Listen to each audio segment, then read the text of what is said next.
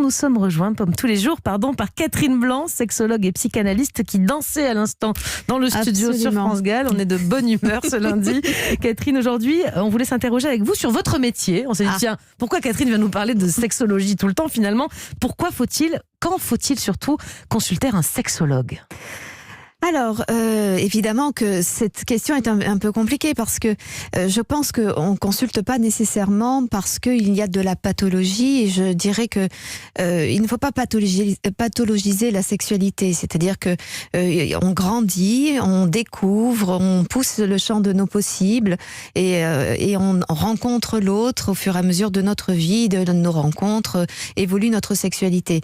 Cela ne veut pas dire que, comme on n'est jamais complètement abouti, qu'il faut aller consulter, bien évidemment. Oui, mais si on vient vous voir, Catherine, c'est qu'il y a un problème. Je suppose qu'on ne vient pas vous voir quand tout va bien. Comme le médecin en général, on commet l'erreur d'aller voir le médecin seulement quand on a un symptôme. Mais vous, je suppose que si on vient vous voir, c'est qu'on a un souci dans sa vie sexuelle. Oui. Vous avez raison, mais comme on parle beaucoup de sexualité dans les médias, ici par exemple, dans les magazines, dans la rue aussi, on a le sentiment, dès lors que l'on ne vit pas ce que vivent les autres ou ce que l'on croit que vivent les autres, que nous avons un problème. Donc il faut arriver à se donner la possibilité de grandir, se donner la possibilité de s'accorder nos façons de fonctionner. Pour autant, vous avez raison, d'abord parfois on a un problème parce que c'est douloureux la sexualité. Quand je dis douloureux, pas que physiquement, dans le lien à l'autre, dans la compréhension que l'on en a, dans aussi comment on a abordé, comment on a grandi dans sa vie, comment on a découvert la sexualité, parfois avec beaucoup de brutalité, beaucoup de violence.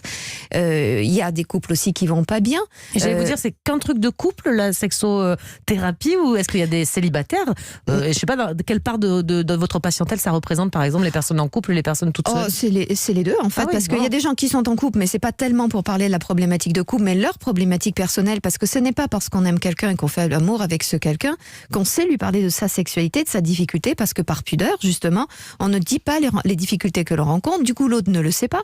Comme il ne sait pas, il ne voit pas très bien pourquoi il y a une tentative d'échapper à la sexualité, parce que justement, elle peut être inconfortable, anxiogène, impudique, etc., etc., et que ça ne concerne que l'individu et pas nécessairement le couple. Et du coup, pourquoi est-ce qu'on vient vous voir alors? C'est baisse de libido, baisse du plaisir, baisse de, je sais pas, enfin des... Alors, assez classiquement, voilà, c'est ça. Assez classiquement, c'est tout ce qui est un problème de plaisir qui s'est identifié chez les hommes par perte d'érection et chez les femmes baisse de libido. Alors, souvent, ils mettent... Ça, c'est les principales raisons de consultation. Voilà. Et puis, il y a tout ce qui est douloureux chez les femmes, notamment, donc des dyspareunies, donc des douleurs à la pénétration.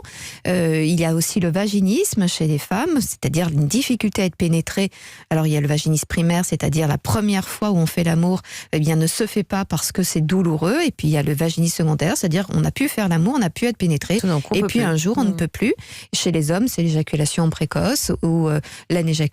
Et puis après, plus largement, c'est les difficultés de rencontre hommes et femmes, de relations qui, en fait, est souvent à l'origine, souvent une peur de la sexualité, une peur de l'engagement de relations amoureux, mais aussi de l'engagement physique, donc de cet emboîtement corporel. Ils ont quel âge les patients qui viennent vous voir en moyenne? Parce qu'on a l'impression que c'est un problème de personnes un peu plus âgées, un peu mûres, c'est vrai. Mais on a un peu cette image-là, peut-être des séries, de la télé, où on voit des vieux couples qui vont pas bien, qui vont consulter, mais est-ce qu'il y a des jeunes? C'est ça. Alors, Jimmy veut savoir s'il y a 33 ans, c'est possible. C'est possible. Alors, évidemment, c'est pour ça que je disais qu'il ne faut pas pathologiser à l'excès, parce que sinon, évidemment, dès lors que l'on rentre dans le champ de la sexualité, on irait consulter pour être déjà opérationnel et avec une angoisse de performance qui serait l'origine de la demande de thérapie.